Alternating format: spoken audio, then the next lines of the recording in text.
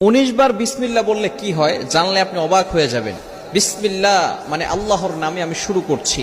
পবিত্র কোরআনুল কারীমের ভিতরে সর্বপ্রথম কিন্তু আল্লাহ তাআলা বিসমিল্লাহির রহমানির রহিম দিয়ে শুরু করেছেন, ঠিক কি না? বিসমিল্লাহির রহমানির রহিমের ভিতরে অনেক ফজিলত রয়েছে। 19 বার পড়লে এর গুরুত্বপূর্ণ একটি ফজিলত রয়েছে। ওমর রাদিয়াল্লাহু তাআলা আনহুর যুগে রোম সম্রাট একবার ওমর রাদিয়াল্লাহু তাআলা আনহুর কাছে এসে হাজির হলেন। বললেন, ইয়া আমিরুল মুমিনিন খলিফাতুল মুসলিমিন, আমার মাথায় প্রচন্ড ব্যথা।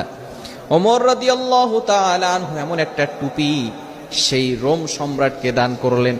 সেই টুপিটা যখন মাথায় দেয় সাথে সাথে মাথার ব্যথা ভালো হয়ে যায়। সুবহানাল্লাহ, বাসায় গিয়ে সাথে সাথে মাথার ব্যথা কি হয়ে যায়? ভালো হয়ে যায়। আবার যখন সেই মাথার টুপিটা খুলে ফেলে আবার তার মাথা ব্যথা হালকা হালকা শুরু হয়। এবার সকলে অবাক হয়ে গেল সেই টুপির ভিতরে কি আছে। ওমর ইবনুল খাত্তাব রাদিয়াল্লাহু তাআলা আনহু টুপি